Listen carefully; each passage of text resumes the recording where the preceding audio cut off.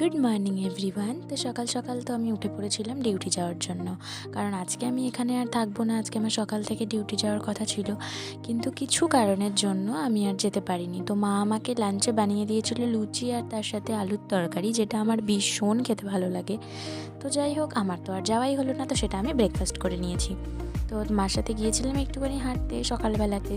আর গাছে দেখেছো কত লিচু হয়েছে, সেটা তো তোমাদের আগের দিনকেই দেখিয়েছি।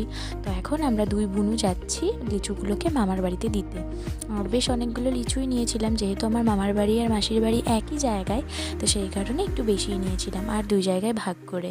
তো বাড়িতে আসার পর তো দেখলাম যে এই যে আরশোলা ছাড় পোকাটা আমাদের বাড়িতে চলে এসেছে, আর এসে তো বীভৎস জ্বালাচ্ছে, যেটা ওর কাজ।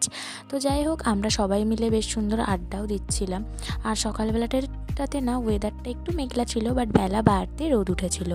আর সন্ধ্যাবেলাতে আমি আর বুনু খেয়েছিলাম একটু ম্যাগি। তো আজকের দিনটা এভাবেই কাটলো।